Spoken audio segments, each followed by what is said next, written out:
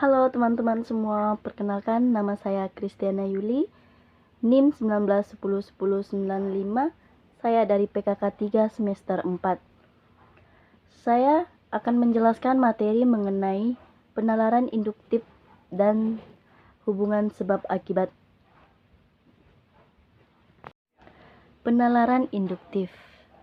Penalaran induktif adalah proses berpikir untuk menarik kesimpulan berupa prinsip atau sikap yang berlaku umum berdasarkan fakta-fakta yang bersifat khusus. Prosesnya disebut induksi. Penalaran induktif adalah proses berpikir logis yang diawali dengan observasi data, pembahasan, dukungan pembuktian, dan diakhiri dengan kesimpulan umum. Premis yang menjadi dasar penarikan konklusi berjumlah lebih dari satu, bahkan bisa lebih dari dua. Premis-premis tersebut disusun berdasarkan fakta yang empiris, yang dapat dicocokkan atau diuji kebenarannya melalui hasil tangkapan panca indera. Ciri penalaran induktif yang pertama, sebuah proposisi empiris yang langsung kembali pada suatu observasi indera atau proposisi dasar. Yang kedua, konklusi penalaran induktif lebih luas daripada yang dinyatakan di premisnya. Trem dalam konklusi dipilih trem yang dapat mewakili atau mencangkup trem yang disebut dalam premis-premisnya. Yang ketiga, konklusi penalaran induktif kebenarannya dapat dipercaya oleh pikiran. Analogi induktif. Analogi adalah cara penarikan penalaran dengan membandingkan dua hal yang mempunyai sifat yang sama. Contohnya, Nina adalah lulusan akademik A. Nina dapat menjalankan tugasnya dengan baik. Ali adalah lulusan akademik A. Oleh sebab itu, Ali dapat menjalankan tugasnya dengan baik. Hubungan sebab akibat.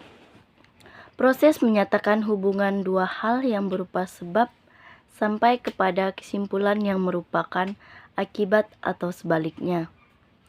Hubungan sebab akibat di sini merupakan hubungan dua peristiwa ketika peristiwa pertama menjadi penyebab terjadinya peristiwa kedua. Contoh hubungan sebab akibat. Harga beras dan kenaikan pokok lainnya melonjak tinggi. Kenaikan harga tersebut mencapai 2 kali lipatnya dari harga semula. Beberapa warung makan gulung tikar dan sebagian yang lain menaikkan harga dagangannya. Oleh karena itu, biaya hidup anak kos dan para perantau, terutama di kota-kota besar, bertambah mahal. Kondisi perlu dan kondisi cukup. Kondisi perlu, sebuah kondisi yang menjadi syarat utama terjadinya akibat tertentu. Kalau tidak ada sebab atau kondisi tersebut, maka akibat tidak mungkin ada atau tidak mungkin terjadi. Akibat A hanya ada kalau sebab S terjadi.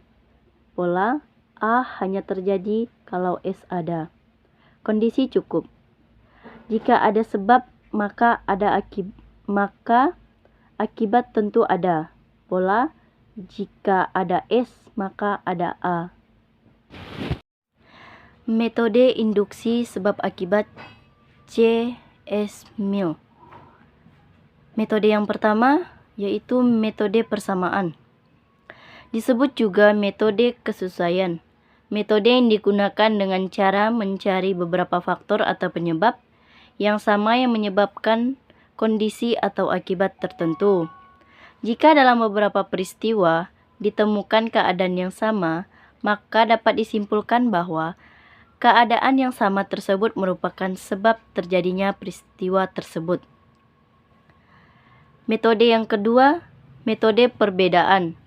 Jika satu hal terjadi dalam suatu fenomena, dan satu hal lain tidak terjadi dalam suatu fenomena tersebut, dan semua fenomena memiliki keadaan yang sama, kecuali satu yang terjadi pada hal yang pertama, maka satu-satunya keadaan yang berbeda merupakan sebab yang menyebabkan terjadinya fenomena tersebut. Metode yang ketiga yaitu metode gabungan. Mencari perbedaan dan persamaan dalam suatu peristiwa atau kasus. Metode yang keempat yaitu metode residu. Metode yang digunakan dengan menghilangkan bagian yang lewat. Metode residu terdiri atas pemisahan sekelompok kondisi dan fenomena kasual yang menyebabkan kasual yang sudah diketahui, sehingga meningkatkan hubungan kasual yang diperlukan sebagai residu. Metode yang terakhir yaitu metode yang kelima, metode variasi.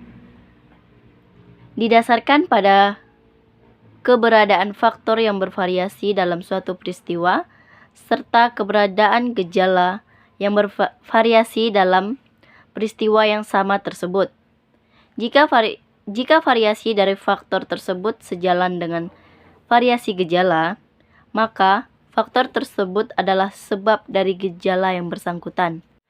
Baik teman-teman semua, sekian materi yang saya berikan pada hari ini. Semoga bermanfaat bagi kita semua. Terima kasih.